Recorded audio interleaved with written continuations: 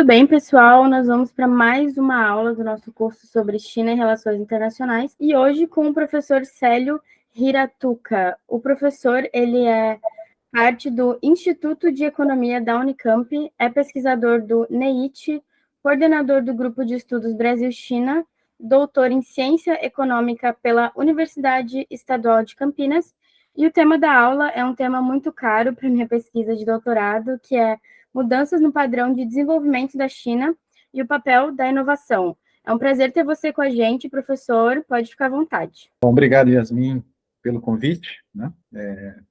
Prazer estar participando aqui desse curso online. Eu vou apresentar para vocês um pouco da minha pesquisa que eu realizo aqui no Instituto de Economia, como coordenador do Grupo de Estudos Brasil-China, e tem a ver com as mudanças recentes nesse padrão de desenvolvimento chinês, né?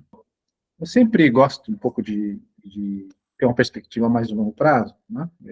Para enfatizar um pouco esse papel importante que a China já teve na economia global. Ela já foi um dos países que teve a maior participação no PIB mundial, e depois de um longo tempo, né, que é chamado aí do século das migrações, enfim, quando os países ocidentais começam a acelerar o seu crescimento a partir da Revolução Industrial, a China foi, obviamente, ficando para trás, né? Sofreu aí uma série de problemas de desintegração econômica interna, né? Mais a submissão, na verdade, a um conjunto de potências estrangeiras, né? Que impuseram à China uma série de tratados, né? Isso foi se transformando numa decadência crescente, né, ao final do século XIX e início do século XX, que vai culminar, na verdade, né, mesmo com o fim do Império, né, num processo também de continuidade desse movimento, inclusive com a invasão do Japão, entre guerras, e finalmente, né, a partir, né, do final da Segunda Guerra Mundial, com a Revolução de 49, é que finalmente a China começa a renascer, né?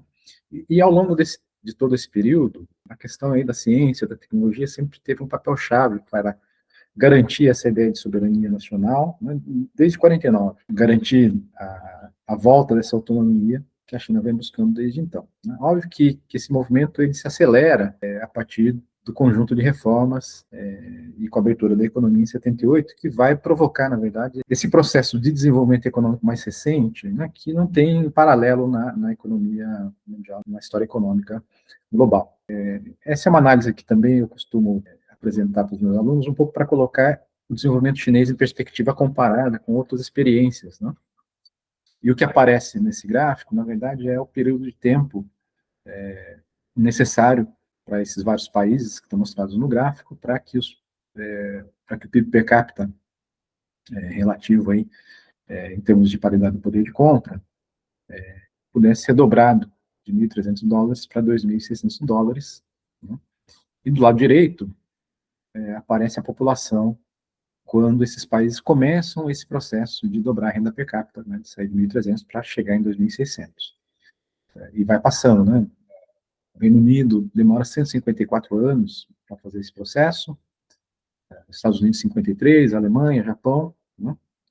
Japão e Coreia do Sul já no século XX, fazendo esse movimento, mas todos eles com uma população muito menor do que a China, e obviamente também muito menor do que a Índia, que é o país que vem em seguida, né? Então, a China, de fato, é um processo de desenvolvimento que não tem paralelo na economia mundial, e ela foi passando, nesse período pós-abertura, né, pela sobreposição ou pela composição de uma série de vetores de crescimento. Como eu disse, a inovação e a tecnologia, ela sempre teve um papel importante, ela sempre foi chave, digamos assim, né, na questão da soberania, na questão do desenvolvimento econômico, mas ela foi assumindo, no período mais recente, um papel cada vez maior, tá? Esses vetores, eu vou enfatizar, em especial, nessa apresentação curta, até pelo tempo, os dois últimos aspectos, porque são os dois, digamos assim, mais recentes, e que se desdobram a partir aí do século XXI, como elementos fundamentais para entender o peso da inovação e da tecnologia hoje, mas, obviamente, que todo mundo sabe que a China, né, desde o seu período de abertura, se configurou aí como a grande indústria do mundo, passando por uma série de transformações no seu mercado interno, enfim, começando ali pelas reformas no setor agrícola, né, pela modernização das suas empresas, uma parte delas empresas de vilas e municípios, né, que foi dando dinamismo industrial crescente à China, né, em seguida se integrando às chamadas cadeias globais de valor e a China se tornando também um grande exportador mundial. Né? Então, esse processo de utilização paulatina e controlada, né, dos mecanismos de mercado, começando ali pelo setor agrícola, né, característica muito forte ali nos anos 80, e depois, né, uma forte integração à economia global, exportador, ligado ao movimento de terceirização de etapas produtivas das grandes empresas globais, em especial das americanas, né, vai marcar, em especial, os anos 80 e os anos 90, como vetor de crescimento industrial e consolidação da China como a grande fábrica do mundo. No entanto, a partir do final dos anos 90, em especial a partir da crise asiática, começa a se sobrepor a esses dois movimentos um terceiro, que é o fortalecimento da infraestrutura urbana e do investimento com elevada formação bruta de capital fixo, como um dos grandes vetores de sustentação do crescimento econômico chinês. E, finalmente, a partir ali de meados dos anos 2000, mas com mais força, depois da grande crise financeira de 2008, né, a ideia da inovação endógena, ou seja, a ideia da inovação sem depender tanto das empresas multinacionais, das empresas estrangeiras, ou seja, uma força autônoma de inovação e, portanto, de desenvolvimento de ciência e tecnologia, começa a se colocar de maneira muito mais enfática. Então, eu vou tentar destacar justamente esses dois últimos movimentos, né, como a partir desse vetor de crescimento que está relacionado ao crescimento da infraestrutura urbana, né, a expansão das cidades, a expansão dos portos, aeroportos, infraestrutura de telecomunicações, né, tudo isso vai puxando a economia chinesa, mas também vai criando uma série de contradições nessa economia, e ela resolve claramente ali, a partir depois da crise de 2008, engatar numa nova dimensão, uma nova trajetória, onde a questão da inovação passa a ser cada vez mais central. Tá? Então, esse é o argumento principal que eu vou tentar desenvolver aqui, focando, portanto, no século XXI, digamos assim. Então, começando um pouco nessas mudanças que foram acontecendo ali no final dos anos 90 e início dos 2000. Qual é o elemento chave para a gente entender esse forte crescimento e articulação, digamos assim, né, de um movimento de expansão que foi combinando, na verdade, um processo intenso de mudança estrutural, dando continuidade, na verdade, ao processo intenso de mudança estrutural, articulando urbanização, infraestrutura e industrialização.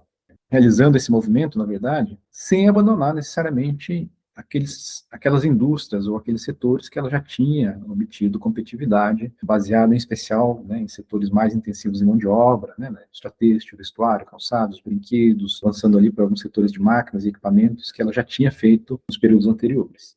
Tá? Então, essa mudança, ela está relacionada em grande medida, né, com o crescimento da população urbana e a necessidade existente para criar infraestrutura para essa população urbana nas várias cidades, nas grandes cidades chinesas, e, obviamente, também para a interligação dessas cidades. Tá?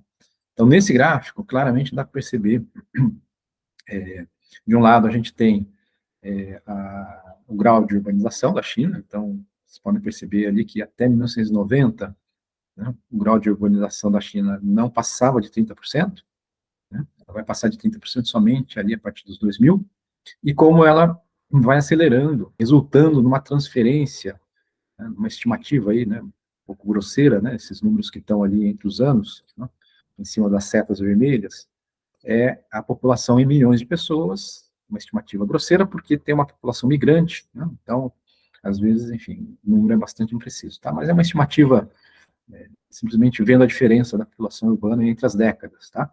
Então, a gente pode perceber claramente ali que entre 2000 e 2010, né, quando a população urbana da China sai ali de em torno de 35% e chega a quase 50%, isso representou 200 milhões de pessoas migrando do campo para a cidade. Ou seja, praticamente um Brasil inteiro em 10 anos saindo do campo para a cidade e, portanto, para essa população, obviamente, você precisa criar um conjunto de condições materiais para que eu tenha condições de vida nessa população. A começar por moradia, mas também, né, a questão aí da oferta de infraestrutura em termos de eletricidade, né, de energia de maneira geral, de telecomunicações. E isso é muito intensivo em vários aspectos, né? Inclusive insumos que estão relacionados às commodities, como, né, aço, né, e, portanto, isso tem um efeito forte sobre o minério de ferro, né, toda a estrutura de cobre, que vem com a indústria de telecomunicações, também, né, puxa, né, o preço dos minérios, enfim, então isso está relacionado ao boom de commodities, mas, do outro lado, isso significou para a indústria chinesa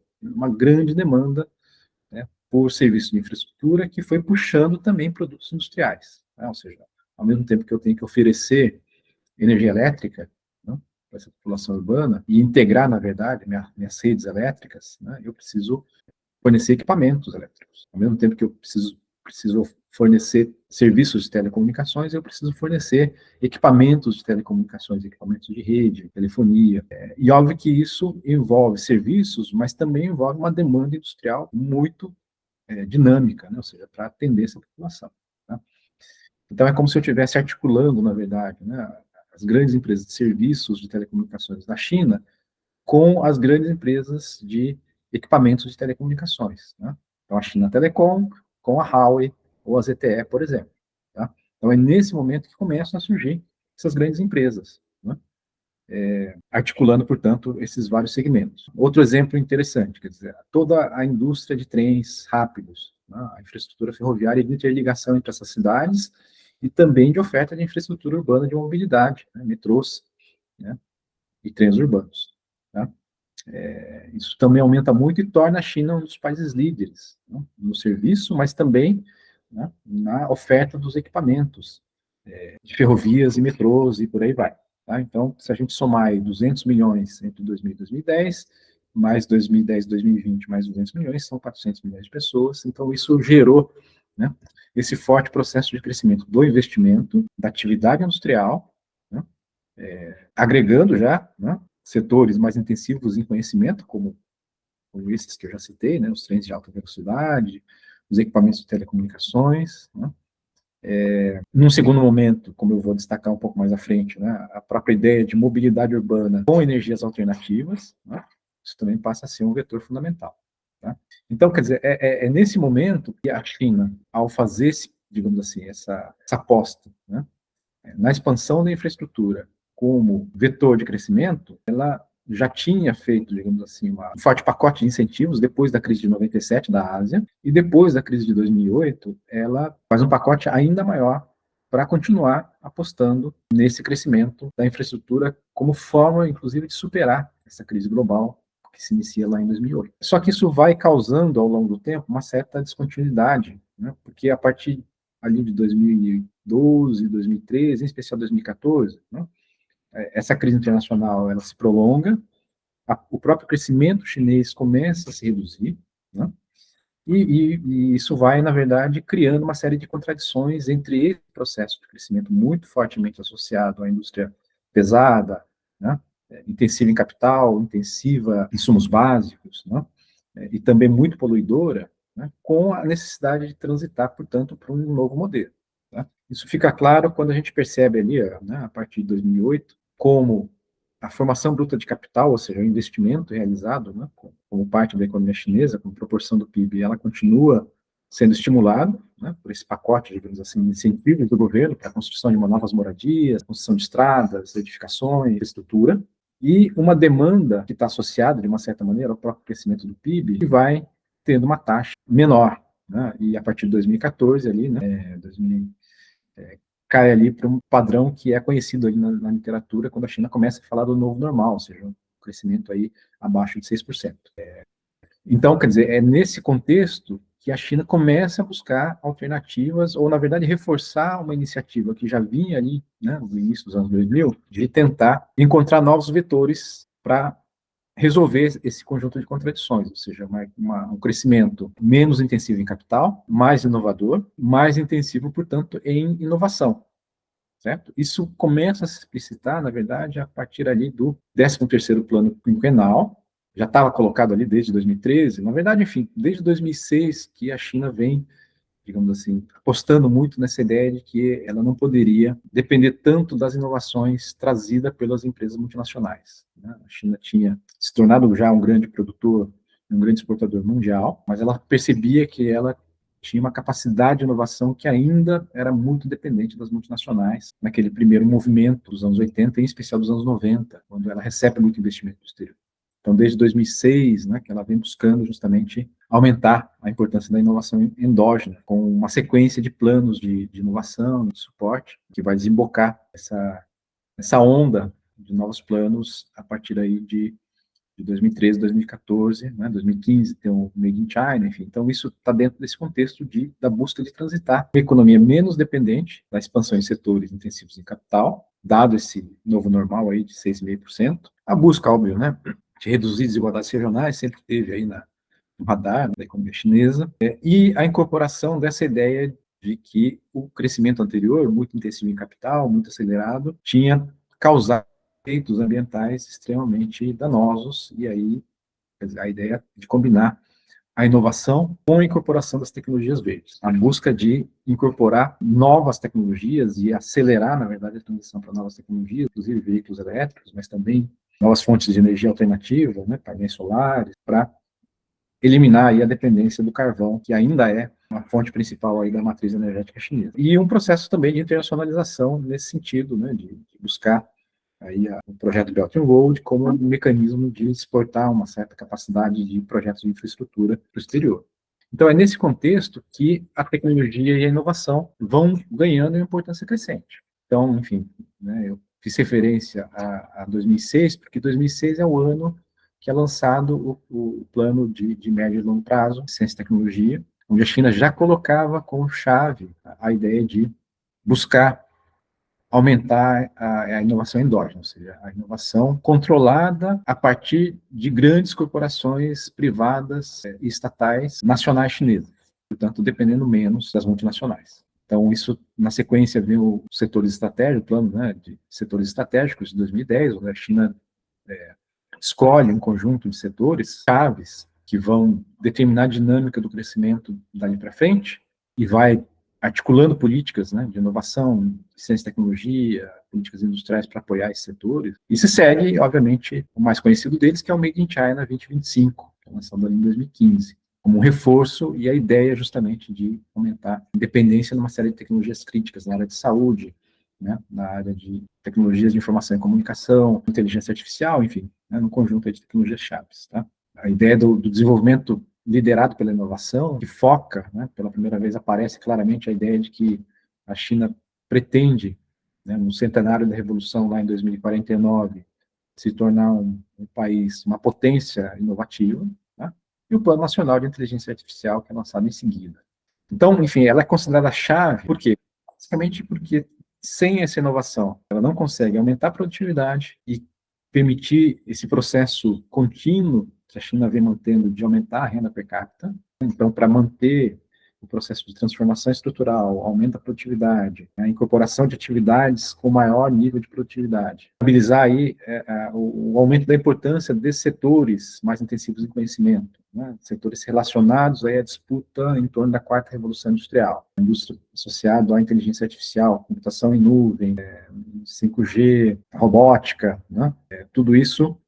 A ideia é que esses setores ganhem peso na estrutura de produção e de emprego, e os setores mais tradicionais, né, intensivos em mão de obra barata, de baixos salários, e também os setores muito intensivos em capitais e muito poluidores vão perdendo peso. Tá? Não que eles vão desaparecer, tá certo? Mas eles relativamente vão perdendo peso ao longo do tempo. Então, essa é a ideia, transformação estrutural.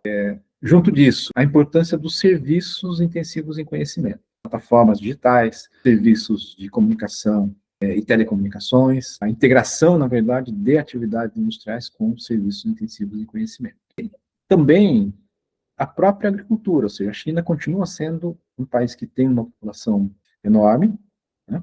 O desafio de alimentar essa população né, continua se colocando desde sempre, e o avanço na área agrícola continua sendo um elemento chave para a China, e a incorporação de tecnologias avançadas na agricultura continua sendo um elemento também importante na estratégia de desenvolvimento de longo prazo da China. Depois, a questão dos impactos ambientais. Tá? A China sabe claramente que ela não dá conta de fazer essa transição de uma matriz energética que ainda é extremamente poluente, sem um forte investimento em tecnologias ambientais, dos mais diferentes tipos, voltados para novas energias, voltados para a redução das emissões nas várias indústrias, voltado para reflorestamento, né, para recuperação de áreas degradadas, enfim, tem uma série de tecnologias ambientais que a China também coloca ênfase para alcançar esse objetivo de continuar sendo uma potência econômica, industrial, tecnológica, porém sem agravar, né, a emissão.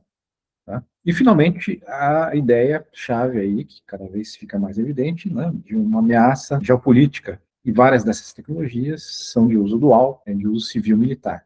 Então, também a tecnologia tem um papel-chave por conta dessa crescente rivalidade expressa, em grande medida, pela reação americana ao fortalecimento chinês. Então, pelas várias óticas que a gente olha, né, a tecnologia, a inovação, o conhecimento científico aplicado a uma série de desafios da economia e da sociedade chinesa tem um peso fundamental. E é por isso que a gente consegue, ao olhar os indicadores de ciência e tecnologia ou de inovação, enfim, perceber claramente esse movimento da China, que vem se colocando, como eu falei, desde o início do século XXI, mas que vai se acelerando, em especial depois da crise de 2008. Então, esse é o gráfico que mostra os gastos totais China e Estados Unidos em pesquisa e desenvolvimento.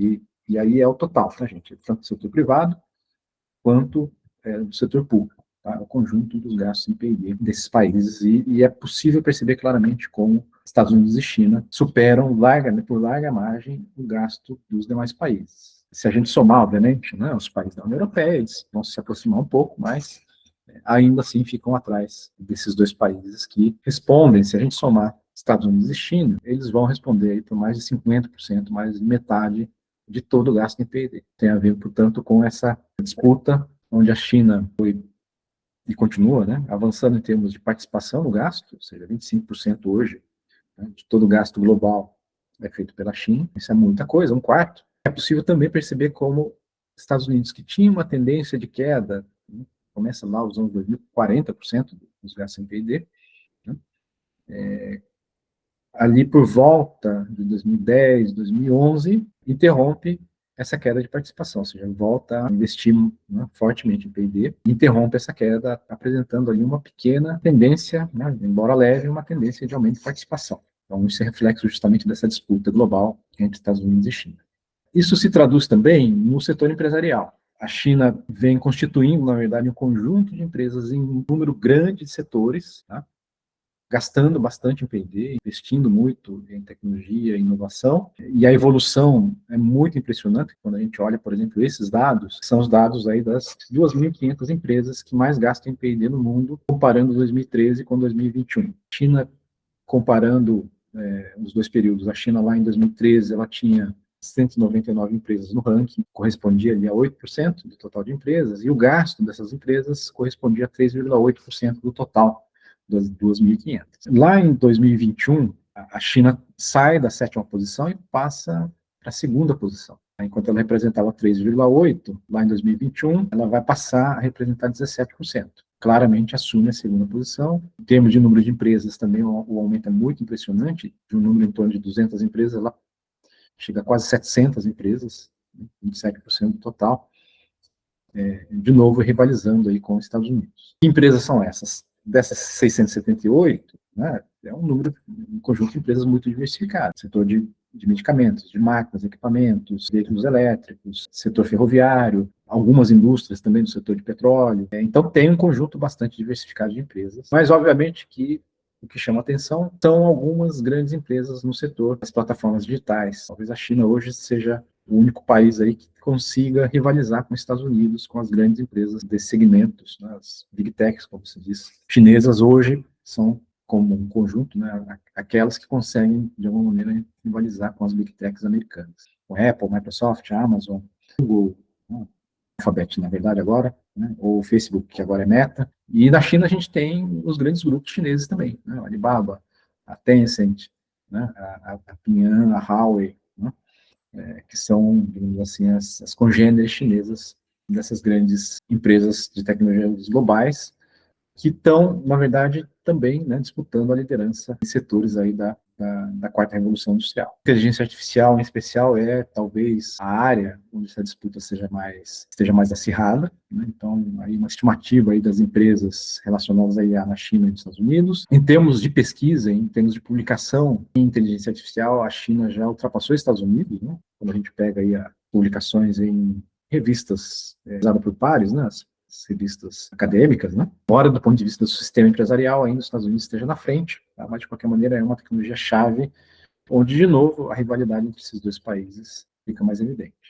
O último aspecto, né, um pouco para fechar a minha apresentação, que também é muito visível e que aparece aí nos jornais, enfim, nas revistas especializadas, é a disputa num setor onde a China ainda apresenta uma fragilidade grande, que é na indústria de semicondutores, né, de chips, para as mais diferentes aplicações. E o problema é justamente que as empresas que conseguem produzir os chips mais avançados, né, de 3 nanômetros, elas têm uma tecnologia que, claramente, agora os Estados Unidos busca impedir que a China avance com a série de sanções colocadas aí para que essas empresas negociem com a China, por exemplo, as empresas fabricantes de máquinas para litografia, holandesa, né, japonesa, podem receber sanções se elas fornecerem esses equipamentos para que a China avance aí, né, em direção aos projetos de última geração mais avançados de 5 e 3 nanômetros. Né. A China está tentando avançar, as informações não oficiais colocam aí a ideia de que ela está, a partir da conquista dos chips de 7 nanômetros feitos pela SMIC, estaria tentando e fazendo testes em 5 nanômetros, mas, enfim, a capacidade de avançar rapidamente para os chips mais avançados é o último capítulo aí dessa disputa. Né?